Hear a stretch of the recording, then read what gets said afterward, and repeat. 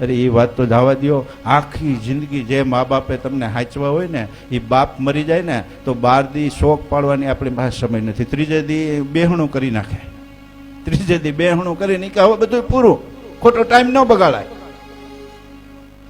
એક જગ્યાએ ગ્રામ સભા હતી અને ગામ લોકોએ મળી અને નક્કી કર્યું કે ભાઈ હવે આપણે ખોટા ખર્ચા ન કરાય, ખોટા પૈસા ન બગાડાય. અત્યારે કોમ્પ્યુટર યુગ છે, હવે આપણે છે ને ક્રિયાઓ કાઢી નાખો, ત્રીજે દી બેસણું કરીને બધું પૂરું કરી નાખવું. બધા ગામના લોકોએ હા બરાબર, બધા ભણેલા એજ્યુકેટેડ, હા બરાબર છે બરાબર છે બરાબર. સમય ખરડો પાસ થઈ ગયો. બાપા ઘેર બેઠા હતા, એ બધું વાત સાંભળી. દીકરો ઘેર આવ્યો એટલે પૂછ્યું, બેટા હું? તો કે ગામ લોકોએ આવું નક્કી કર્યું, સર્વાનુમતે નક્કી થયું કે દાડો કાઢી નાખવો, આ 12 દી સુધી શોખ પાડવો અને ભજન રાખવાનું, આ બધું કાઢી નાખવું, ત્રીજે દી બેસણું કરી નાખવું. તો કે હવે તમારે માટે બાપ, એ તો બળદ જેવો થઈ ગયો ને, આપણો બળદિયો મરી જાય એટલે નાખી આવીએ, પછી એનું કાંઈ હોય નહીં. એટલે બાપ એ બળદ જેવા ન કરી નાખો, જેની આખી જિંદગી ખર્ચી, પોતાના શરીરને નીચોવી અને તમને પૈપાન કરાવ્યું હોય, આખી જિંદગી મહેનત કરીને મારા છોકરા સુખી થાય એના માટે આખી જિંદગી કાઢી નાખી હોય, એને માટે આપણી પાસે 12 દીનો ટાઈમ નથી.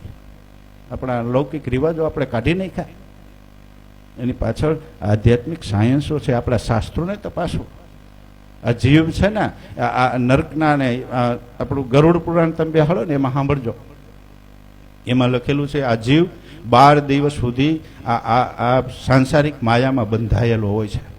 એટલે તમારા કુટુંબ ઉપર, તમારા ઉપર ચક્કર ચક્કર આટા મારે છે સૂક્ષ્મ દેહ.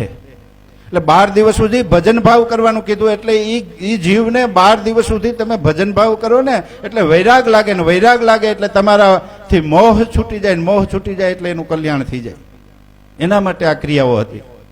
હવે આપણે રો કકડ કરીએ, આ કરી તે કરીએ એટલે એ જીવને એમ થાય કે ઓહો આ તો મારા હગા, હવે મારા હાટું કેટલા દુઃખી થાય છે, પણ એ માયામાં બંધાય છે. એટલે સંતોએ કીધું રો કકડ નહીં કરવાની, ગરુડ પુરાણ વંચાવો, રાત્રે ભજન ભાવ કરો, ભજનની વાણીમાંથી એને જ્ઞાન થાય, જ્ઞાન થાય એટલે મોહ છૂટી જાય, મોહ છૂટી જાય એટલે એની ગતિ થઈ જાય, ગતિ થઈ જાય ને પછી કોઈ દી પિતૃ નડે નહીં. આવા બધા લોજિક હતા, આવા બધા સિદ્ધાંતો હતા, અને પછી આપણી આ રિવાજો હતા. એ આપણે કોઈ દી વિચાર્યું નથી. બસ આપણે તો હવે સમય નથી. આ છોકરા નાના નાના હોય ને ત્યારથી એને સ્કૂલમાં મૂકી દે, પછી ટ્યુશનમાં, પછી આમ તેમ, એને ખબર જ નથી મમ્મી એટલે હું, પપ્પા એટલે હું, આ મામો એટલે હું, કાકો હું, આંટી એટલે આંટી, અંકલ એટલે અંકલ. બસ પૂરું થઈ કરી નાખ્યું છે. આપણી સંસ્કૃતિને આપણે જળ કાઢવા બેઠા છીએ. આપણી સંસ્કૃતિ છે ને ત્યાં જ આનંદ છે. હા, એ પછી આનંદ નથી. પછી તો આપણે ઢોરની જેમ ગમે ત્યાં ગમે એમ કરી લેવું. પશુને કાંઈ હોય, એને કાંઈ ગોત્રય ન હોય, એને કાંઈ રીત રિવાજય ન હોય, કાંઈ ન હોય. ભૂખ લાગે એટલે ખાઈ લે, ગમે ત્યાં રખડી લે, પછી કામ વ્યાપે એટલે ગમે ત્યાં કામે એ બધી વાસનાઓ સંતોષી લે. આવું જીવન થઈ જાય તો પાશ્ચાત્ય સંસ્કૃતિનો આપણે અનુકરણ કરીને આપણા જીવનને આવું બનાવવા માગીએ છીએ.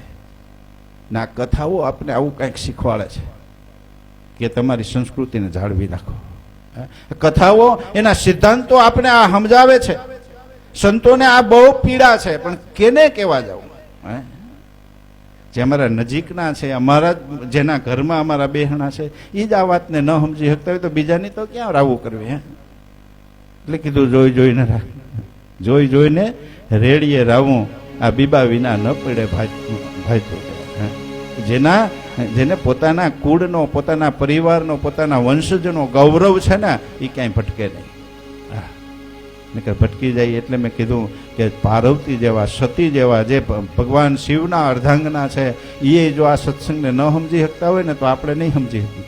જો જરી કઈ શંકા છે તો નહીં સમજાય. એટલે સંતો અને બ્રાહ્મણો વારે વારે કે સાવધાન. લગ્ન તમે કરતા હોય ને એટલે આ બ્રાહ્મણો રાડ્યું નાખે, સમય વર્તો સાવધાન, સમય વર્તો સાવધાન. વરાજા આમ થાય, પાછા ટાઈટ થઈ ગયા, હમણાં કન્યા આવશે. પણ આ કહે છે કે સમય વર્તી જા, સાવધાન થઈ જા. તારા ઉપર સંસારનું એવું દોહરું આવે છે, એવી જવાબદારી આવો છે કે તારે હવે બહુ સમજીને જાળવીને હાલવું જોઈએ. પણ માતા પિતાઓએ હવે આ ટિકિટો બુક કરાવી દે પિકનિકની, અને છોકરાઓને એ જ જોઈએ છે. એમાં અમે રાયડું નાખી એનું કંઈ ઉપજે નહીં. પણ આ તો અમારે લાગ્યું હોય ને એ રડે, લાગ્યું હોય ને એ રડે. એટલે આ અંદર લાય લાગી છે ને એટલે રાયડું નાખીએ છીએ, બચાવો બચાવો કરીએ છીએ કે કોક આમાંથી નીકળી જાય. બાકી તો આમ ગાડરિયા પ્રવાહ જેવું હાયલું જ જાય છે, પણ કોક એમાંથી નીકળીને આમ બહાર નીકળી જાય અને આપણી ભારતીય સંસ્કૃતિને બચાવવા માટે નીકળી પડે, એના માટે રાયડું નાખે છે. બાકી એ સંસ્કૃતિની નીચે એકવાર જીવી જો. હવે વિદેશો વાળા આપણા શાસ્ત્રોમાંથી સંશોધનો કરે છે, આપણા વેદોમાંથી સંશોધનો કરે છે, ને આપણે એમ કઈ સંસ્કૃત ભાષા નકામી, આપણે એમ કઈ આપણી સંસ્કૃતિ નકામી છે, આપણા વડીલો છે એ મૂર્ખા હતા એટલે બધું આવું ટાઈમ બગાડવાનું બધું ગોઠવી ગયા. આપણે આપણું નથી ગમતું ને હાવ સમાજની વ્યવહારિક વાત છે, સમજા જેવી વાત છે. પોતાની થાળીમાં પોતાને નથી ભાવતું, બીજાની થાળીનું જ સારું લાગે છે. હા, આપણે બીજાની થાળીનું સારું લાગે છે, બીજાનું જોઈને જ આપણને સારું લાગે છે. આપણા માતા પિતા આપણને નથી ગમતા, આપણો પરિવાર આપણને નથી ગમતો, કારણ માં રોકે છે, બાપ રોકે છે કે ખોટે રસ્તે જાતા, એટલે એ કડવા લાગે છે. એ રોકે છે એટલે કડવા લાગે છે, બીજા પ્રોત્સાહન આપે છે તમને બગડવામાં, એટલે એ વાલા લાગે છે. એ વાલા લાગે એટલે એના તરફ તમે ઢળી જાઓ, પછી એના જેવું જીવવા માંડશો અને પછી એ તમારા નજીકના થઈ જાય, આ દવલા થઈ જાય. સમજો. એટલે બ્રાહ્મણો રાયડું નાખે છે, સમય વર્તો સાવધાન, સમય વર્તો સાવધાન. અને આમાં જ્યારે પ્રસંગો ચાલુ થાય ને, એક દ્રષ્ટાંત, એક ઇતિહાસ પૂરો થઈ જાય ને બીજો ઇતિહાસ ચાલુ થાય ને, ત્યારે એ વક્તા કહે છે સાવધાન, સાવધાન થઈને સાંભળજો તમે, નહીતર ચૂકી જાશો. અને ચૂકી ગયા પછી બીજું કાંઈક થાય છે. હા, ચૂકી ગયા પછી બીજું કાંઈક થાય છે.